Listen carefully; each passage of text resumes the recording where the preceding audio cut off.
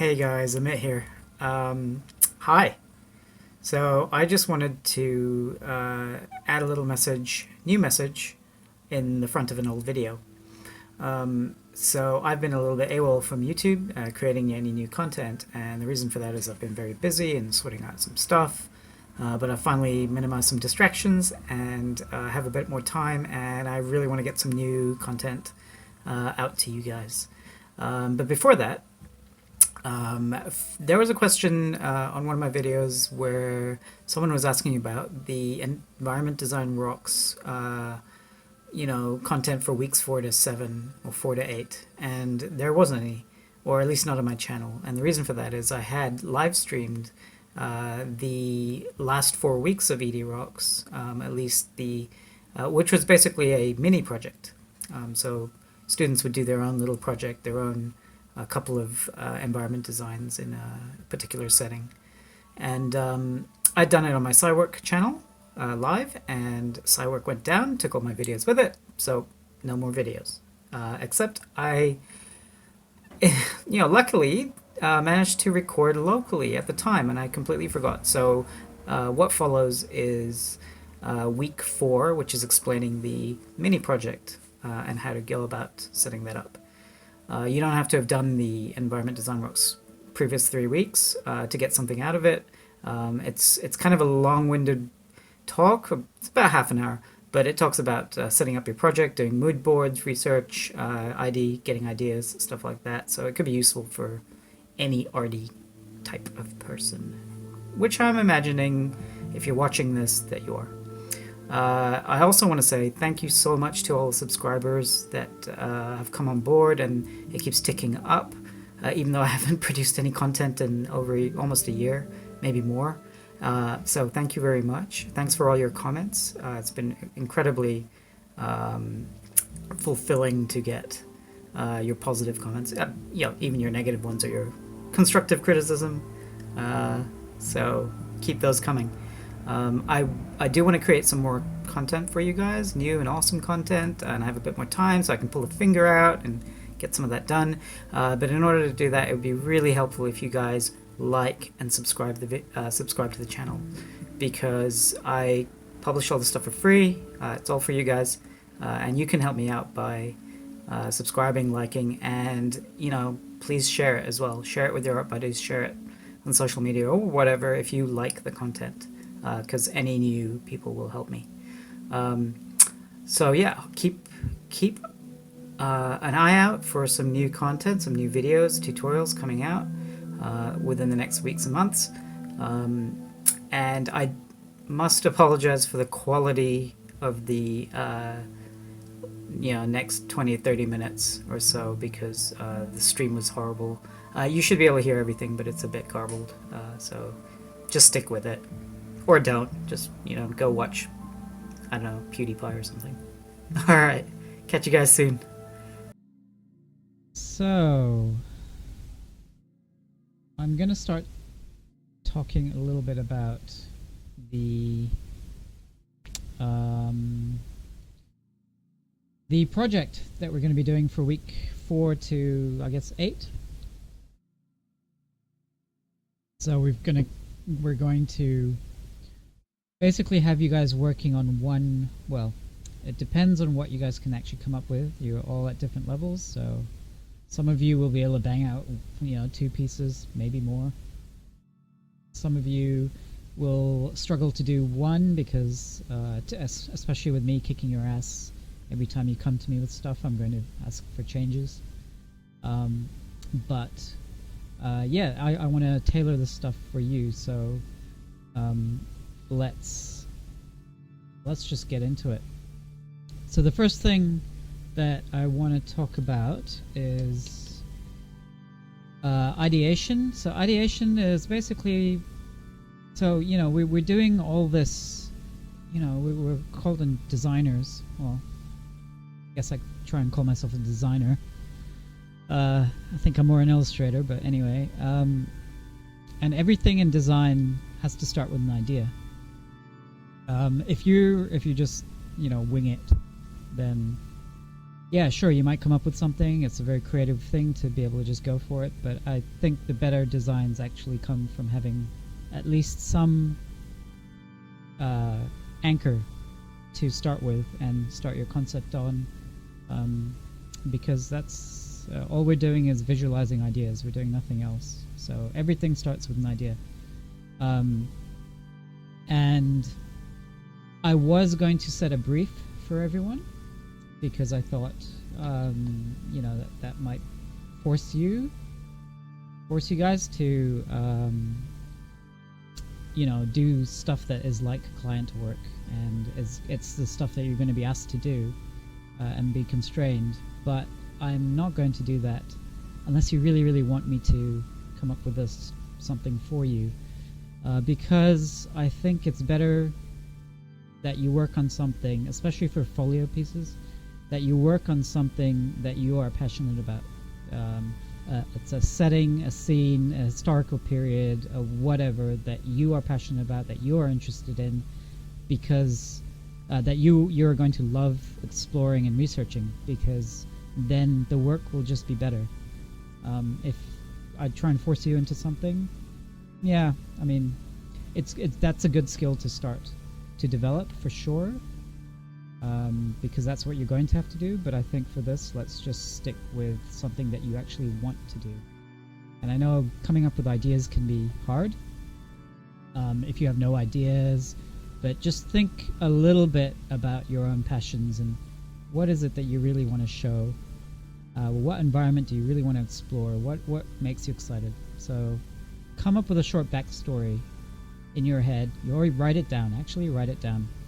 You know, what's the history of this environment? What's the story of you as the viewer? I mean, you're presenting a view of this environment, so what is the story? Who's looking at this? Why are you here? What are the other characters in there to do? What brought you to this environment? What are you there to do? So that's one thing that you can start with, and it'll help you do some research. And another way that you can come up with ideas that you may not think about is to use landscape generators. So these are things like, I'm just going to use the Crimson Daggers example. Oops, I don't have it up. Let's bring it up.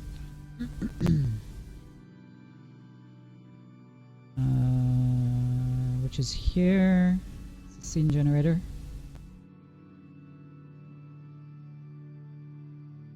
And some of you probably have seen this one before. Dennis created something pretty cool. You instructions, and you can just randomize everything, and it gives you, you know, a genre. It's very, very basic, but a combination of all these things. Every time you click on it, it randomizes it. So a science fiction, historical evening autumn scene in the mountains with ruins and investigating. So people are investigating it. There is gold in it, hard natural light. And if you want to adjust any of these, can directly if you like some of them, and you can click the question mark to randomize. So and then save the scene out.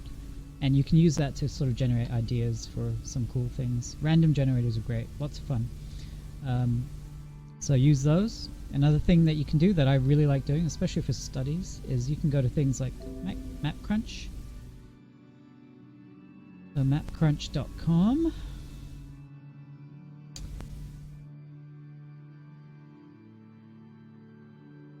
Okay, and it's built on Google Street Maps.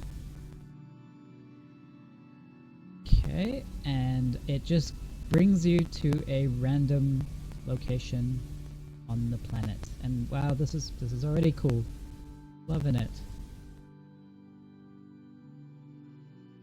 Some issues, but yeah, I mean, what you know, this is already suggesting stories to me. Actually, is this in Argentina? It could be New Zealand. And then if you like it, you can you know, maybe save a screenshot of it. I don't know if MapCrunch can save out these things, but I mean, I'm not saying that you should use these as direct, you know, replicas of, like, you just paint this scene and that's it. but use it as inspiration for something. I mean, those things are cool. What are those? Very cool. Yeah, and you can actually, what else can you do? You can, in the options, you can pick your country. So someone yell out a country at me. Where are you guys from? Not New Zealand. I could do New Zealand. I just want to make sure the people are still around. I feel all alone.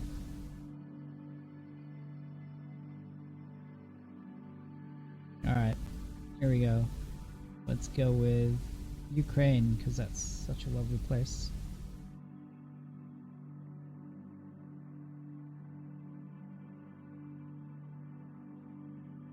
Hello?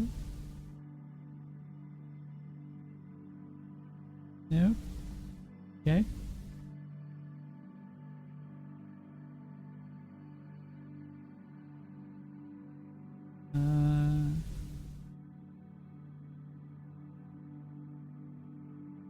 And just, you know, you can select multiple countries or whatever and randomize it, and it'll just bring you to scenes, and you can save some of these just as inspiration reference. So definitely do that. randomstreetview.com is another one.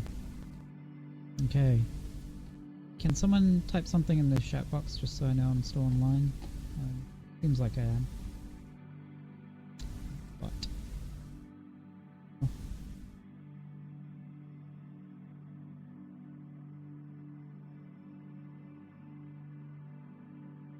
okay. So I don't know, I'll just keep going. So using that, what you can actually do is fill in specifics for your location, so for your environment, and these are some of the things that you should be thinking about and knowing before you start, I guess. The location, so things like the actual setting, a temple, a swamp, an airport,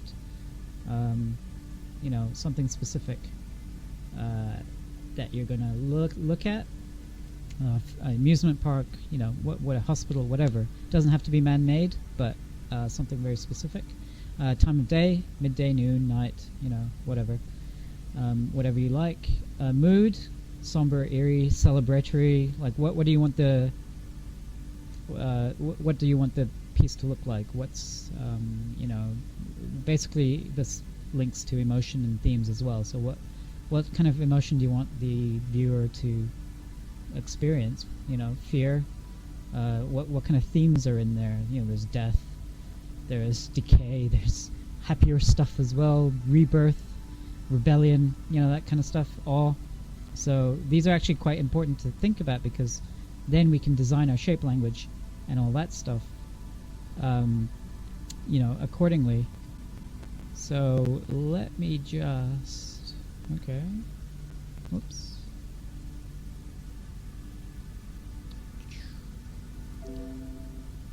Let's just do Sweden, because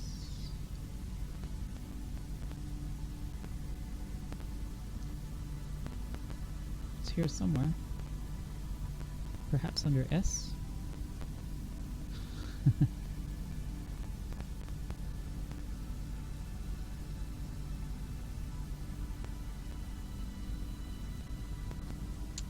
Awesome. There you go. And I guess that could be New Zealand too. Actually, that looks like the road I live on. Pretty much. Nicer road. A little bit. So yeah, there you go. Very useful. So back to this. Yeah, what kind of weather is the place going to have?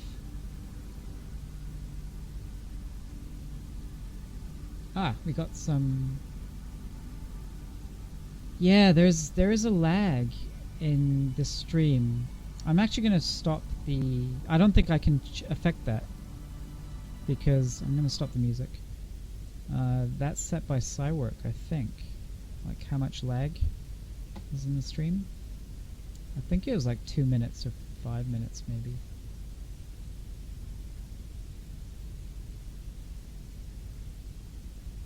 Maybe there's a now.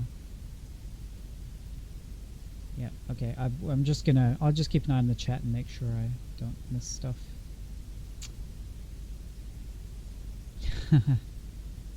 Does it have to be a landscape? Oh, no, no, no. So this is the thing. This is where, Vlada, the location. It does not have to be a landscape at all. It can be interior. It can be exterior. It can be a cave. It can be a building. Inside of a spaceship. I mean, environment just means not character, not creature, not prop, basically. Although there could be props in it. So just a place. So definitely, and this is why I want you guys to pick your own project, because you should know where your not only passions are, but also where your weaknesses are. So maybe you use this opportunity to work, hammer down on some weaknesses while you're getting some amazing critique. For me, it's up to you, and I will tell you where you might need to do some more work or how to study for it. So yeah, do anything. Definitely think about weather conditions, because I want to see... Nope. No, Vlada, that's all good. That's a good question. So yep. Weather conditions, I definitely want to see these, because this often can add some dynamic life to a piece, to be able to see whether something's windy or stormy or sunny or calm or whatever. Genre, any genre, don't care. If you want to do a furry playground full of furries, then go for it, because who am I to say, anything? Just do whatever you like. Obstacles, objectives. So this is more about design for games. And it's not strictly level design that we're doing, because I'm just doing production illustrations. But within these production illustrations, there's always, especially if it's for games, there's always this sense of you want, there are players going to be potential players looking at this stuff.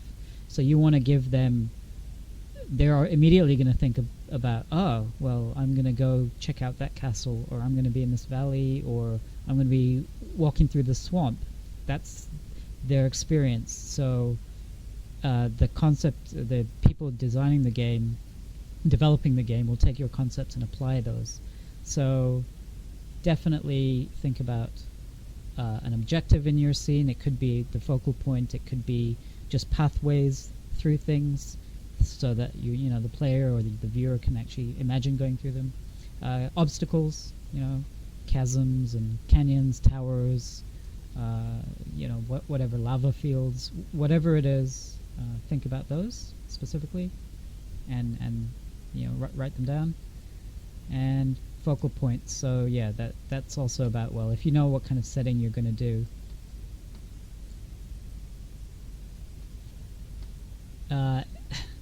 Hey.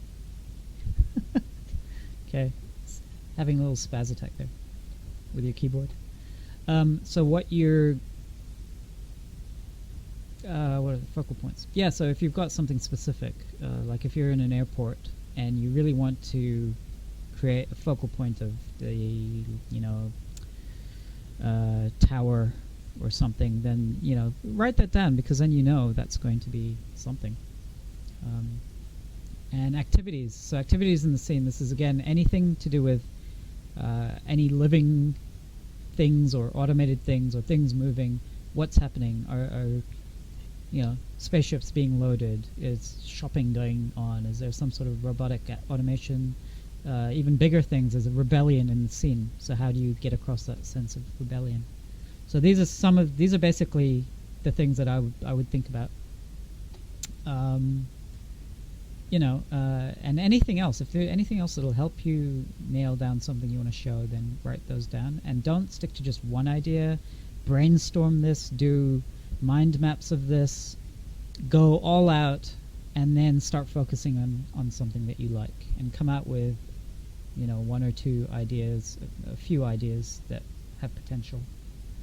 Right, so then once you've got your ideas, I want you to get onto reference gathering. And I think it's useful for reference gathering to And I don't just mean photographic reference, but also predominantly for the photographic reference, but also any sort of research stuff that you might want to do. That can send you out into gathering reference, but predominantly split it up into these basic things. And the first area is specific location. So architecture, landscape features, vegetation, the actual things in the environment that you're going to need.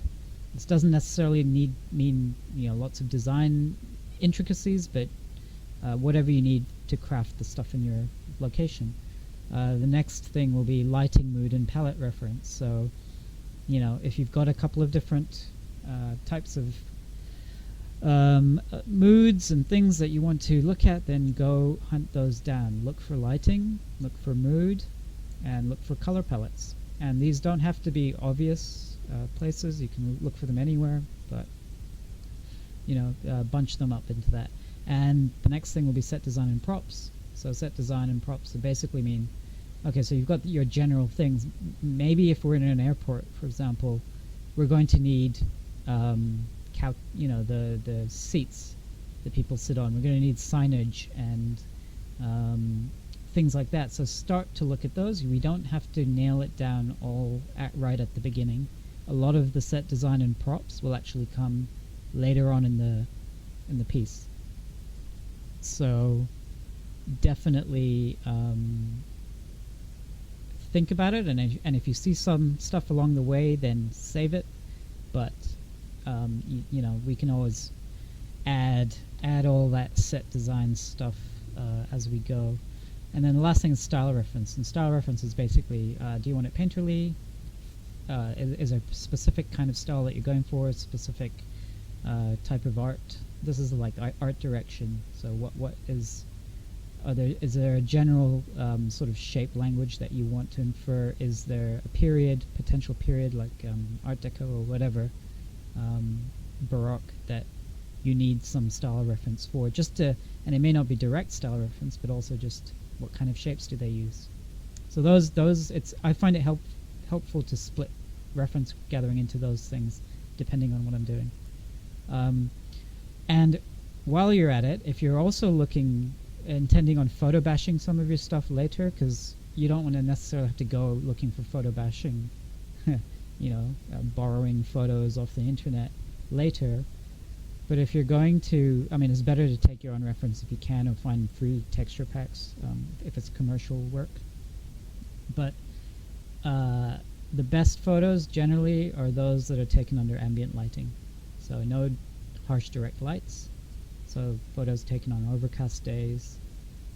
Try and avoid overexposed or underexposed photos, because the values, you want full value range in any of those photo bash scenes. And if you're using lit photos, then it's harder to integrate those into any piece, but the lit photos can be integrated into lighting direction that will suit your scene. So if your scene has a certain light, then you can also go back and look for lit photos that match. But because this is a brainstorming mood board creation, you won't know that. So if there's other things you like in the photos, that's fine. It doesn't matter if it's lit. And also be sure to look at interesting parts of images, not just the image as a whole. Maybe there's a small part of some image that you actually really like some detail, some shape. It may be that it's not even specific to the object. Maybe there's a steel girder shape that you really like, but you want to use it in a gun or something else, a floor, a walkway.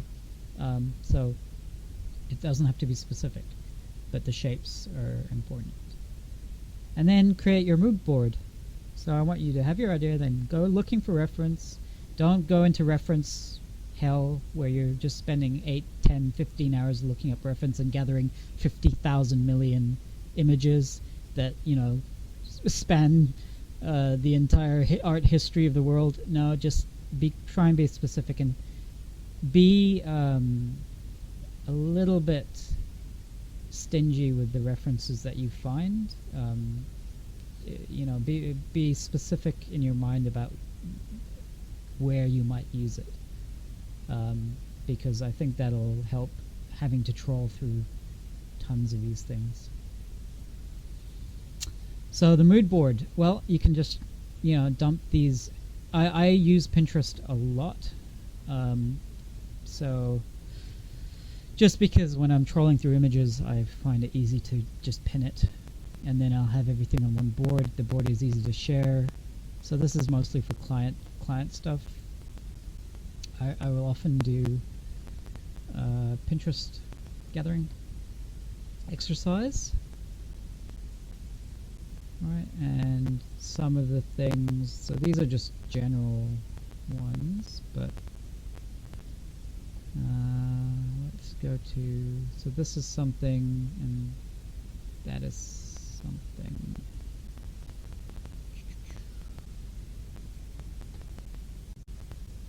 And that. It's a little bit slow, of course. So this is some ref that I gathered for a project, and it looks pretty random, but all of these were selected for very specific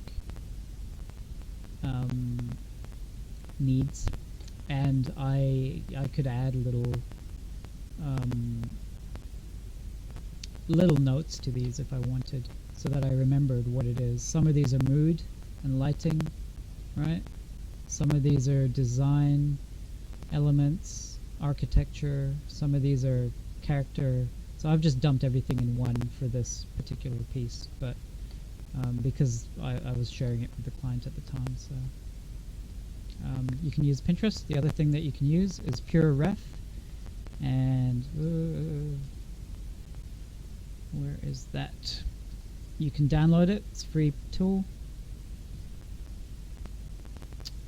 pureref.com. It's a bloody fantastic tool. Really, really great.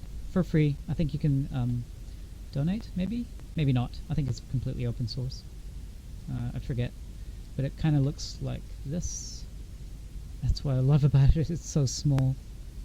And what you can do is, I'm not going to go into a lot of detail, but let's just go to, let's go to some of these. Okay, you can pick a whole bunch of ref in a folder and just go boom. Okay, it's hundreds of images, 164.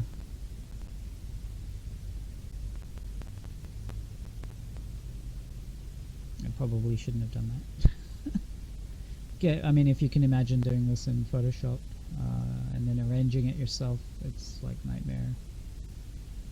So these kind of tools are fantastic. Really good.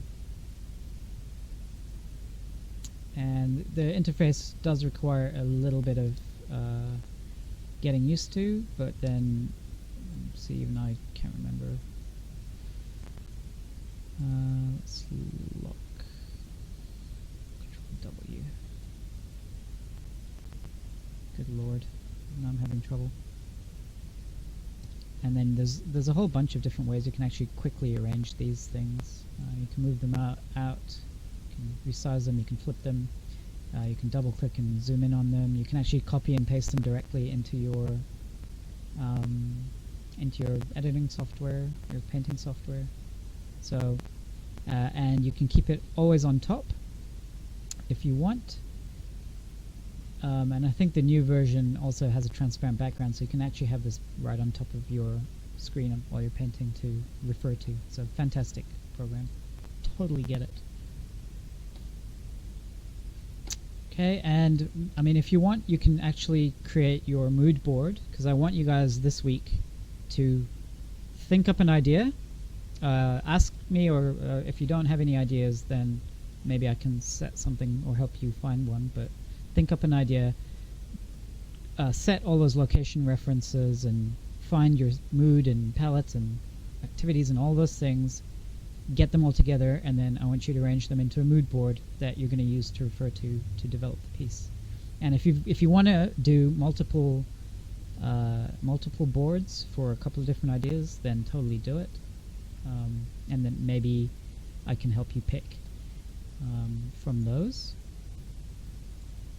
A couple of other things. So once you've gathered your reference, and do it just enough to get you started on ideas. Don't go down to the detail of the doorknob that's on the toilet door in the corner or something. Just keep it reined in a little bit. And then the next thing that I want you to do in the next week is start to do some planning and ideation sketching. So some things you can do are like think about your scene and do a top-down map, and think about the objects that are going to be around and maybe possible camera vantage points. That's something that you could think about. If you know 3D, if you have basic 3D knowledge, or you know 3D, or you're comfortable with it, then definitely do some primitives and do a little block out sketches, including lighting if you want, and then go around the scene and take some nice composition shots, and it's basically shot exploration. These are really great if you know how to use 3D. I'm not going to go into 3D because just not enough time. So that's definitely something you can do.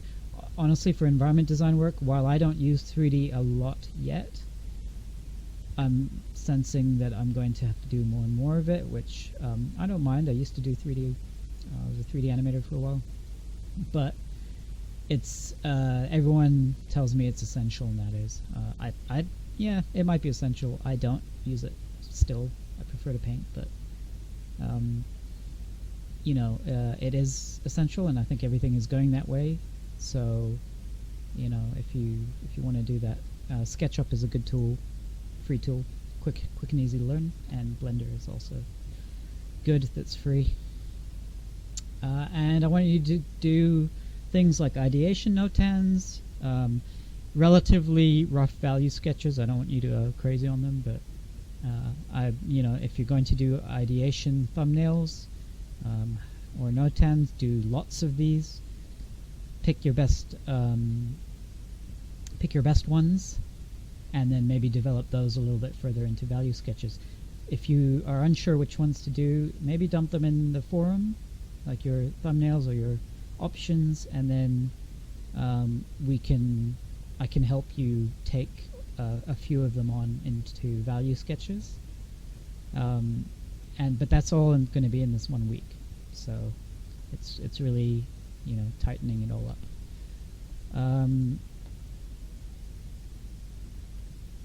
So I mean that's basically it for the project. Can we add music to the reference? Yeah, totally. Absolutely. It's a brilliant idea. Because